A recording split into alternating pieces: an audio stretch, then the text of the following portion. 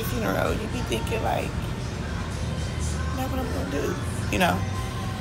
What am I gonna do? Like, I gotta like make a routine now, like, of how my life has changed, because she was my life. I get up in the morning, she be like, Mom, take me to work.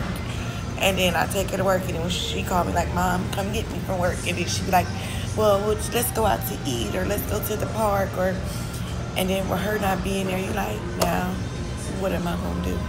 So we get to the hospital, and they have us sitting outside or whatever, and then they finally come up, they say, she's in surgery. When the color pops up, the color will change, you know, she's out of surgery. It never changed, and they never came and got me, so I kept complaining. So when they take me up, they say she's in ICU, she's out of surgery, and I can pick 4 people to go into the hospital room. I picked me, my mom, my daughter. Your other daughter. And her boyfriend, Chocolate's boyfriend. I told Dad that he can come back when she wakes up, because they said she'll wake up off the anesthesia in a little bit. So we go in her room, and I instantly start crying because it's a big old heated blanket over her, blew up like a bubble. And I went to kiss her, she was ice cold. So I run out the room. I wait a few minutes, I'm screaming. Now I got the whole family that's out on the waiting room screaming. I go back in and I say, is my daughter gonna be okay?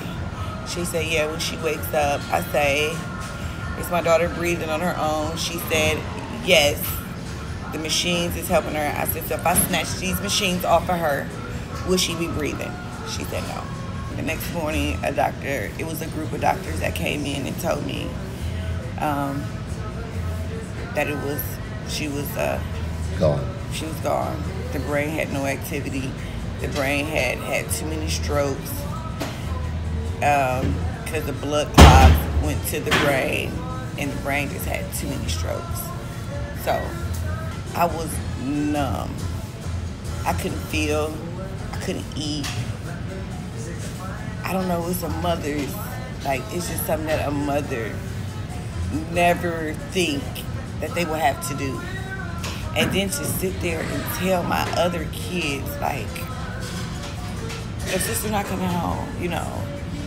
And then she got little sisters and brother, and before they did the time of death, they do like 10 procedures with you in the room to make sure that she's gone.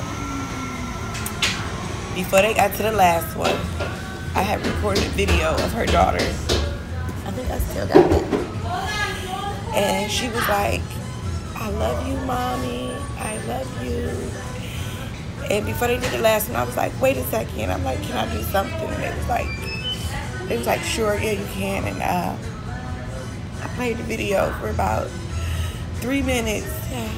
And then I was like, okay, you can do this last one before you call. Because I was praying to God, like, Charee, I know my baby not a fighter. She's not a fighter physically, emotionally. Like, I knew she was going to give up because that's not in her. She's a pretty girl. She don't like to fight for nothing. She think everything's supposed to be easy. And I'm like, Charee, please, just come on. Just come on. And it was, you know, they call it time of death. So, like, that was really the hardest part. That really was. But, I mean, I can't say which was the hardest because then we went through the organ donor. And I got to stay with her 4 more days till we donated the organs. They let me stay 4 more days with her. I never left the hospital, so I kind of, you know, enjoy that because she still was with me, you know, feeling warm, looking pretty, just laying in her bed like her. And then they did the Walk of Fame or something they call it when you donate the organ. Right. What happens is all the hospital staff come outside. And, how did that make you feel? Oh my God, I cried. Because I knew it was over. Like, I knew that was the last time I was ever going to see my baby looking alive. Warm to the touch. Just looking like her.